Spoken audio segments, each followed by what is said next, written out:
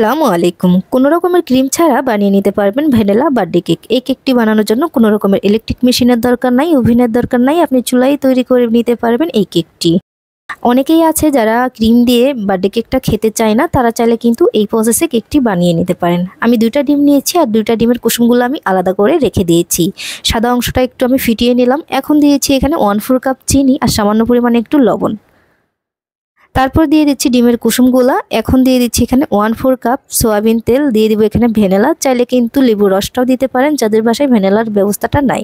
এবার ভালোভাবে করে মিক্স করে নিতে হবে, মানে আপনাকে 10 থেকে 15 মিনিট মিক্স করে নিতে হবে। যেহেতু আমরা কোনো ইলেকট্রিক মেশিন এখানে ব্যবহার করছি না, তাই একটু ধৈর্য সহকারে এটাকে ফিটিয়ে নিতে হবে। এবার দিয়ে দিতে হবে 1 টেবিল চামচ কনডেন্স মিল্ক। আপনারা চাইলে কিন্তু এখানে গুঁড়া দুধটাও ব্যবহার করতে পারেন, আবার চাইলে লিকুইড দুধটাও ব্যবহার করতে পারেন। মাপ কিন্তু একই থাকবে, 1 টেবিল চামচ। দিয়ে দিচ্ছি 1/2 কাপ পরিমাণে ময়দা, 1 চামচের মতো বেকিং পাউডার। সবগুলা উপকরণ এভাবে করে চেলে নিচ্ছি। তারপর আমি ভালোভাবে করে মিক্স করে নিচ্ছি একটা চামচ দিয়ে। আর ডিমটা যত আপনি ভালোভাবে করে ফিটিয়ে নেবেন তত কিন্তু কেকটা অনেক সুন্দর হবে। তো এবার আমি বাটিতে ঢেলে ঢেলে নিচ্ছি ভাগ করে, যেহেতু আমরা কালার অ্যাড করব এইখানে। আপনারা আপনাদের পছন্দ অনুযায়ী কালার অ্যাড করতে পারেন। আমি একটাতে দিয়েছি এখানে কোকো পাউডার, মানে 1/2 চামচের মতো কোকো পাউডার দিয়ে মিক্স করে নেব। আর 2টাতে আমি কালার দিব, একটা হলুদ কালার আর একটা লাল কালার। আপনারা আপনাদের পছন্দ, যেরকম পছন্দ সেরকম কালার কিন্তু অ্যাড করতে পারেন। এখন আমি যে বাটিতে সেট করব সেই বাটিতে আমি আগে থেকে তেল ব্রাশ করে নিয়েছি, আর নিচে কিন্তু একটা কাগজ দিয়েছি আমি, যাতে করে পুড়ে না যায়। তো প্রথমে সাদা যে কালারটা সেটা আমি দিয়ে দিচ্ছি। তো সাদার যে কালারটা সেটা কিন্তু একটু বেশি করে রেখে দিতে হবে। তারপর দিয়ে দিচ্ছি আমি লাল কালার, এখন দিয়ে দিচ্ছি চকলেট কালারটা, তারপর দিয়ে দিচ্ছি এখানে হলুদ কালার। হলুদ কালার দেওয়া হয়ে গেলে সবশেষে আমি দিয়ে দিব আবারও সাদা কালার। তো এটা তো আমি বেশি করে রেখেছিলাম, এখন সবশেষে এটা দিয়ে দিচ্ছি। আমি কিভাবে দিচ্ছি অবশ্যই কিন্তু আপনারা খেয়াল করে দেখলে যে কেউ বানিয়ে নিতে পারবেন।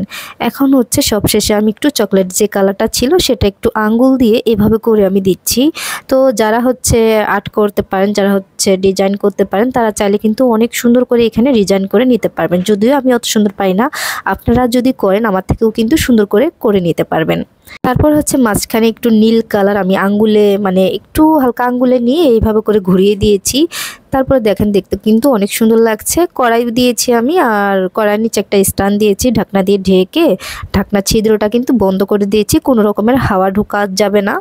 তো এইভাবে করে কিন্তু আমি 25 মিনিট রেখেছিলাম, আর চুলার আঁচটা অবশ্যই মিডিয়ামে রাখতে হবে। তো তারপর কিন্তু খুব সুন্দরভাবে এটা ফুলে গেছে, এতটা নরম তুলতুলে হয়েছে বিশ্বাস করেন। আর দেখতে যে কি পরিমাণে সুন্দর লাগছে, বিশেষ করে বাচ্চাদেরকে তো মানে ভুলানো কোনো ব্যাপারই না। বাচ্চাদের বার্থডে কেক এইভাবে করে কিন্তু বানিয়ে দিতে পারবেন। আর এটা চাপ দিলেই দেখেন কিভাবে মানে ভেঙে যাচ্ছে, এতটা নরম তুলতুলে হয়েছে।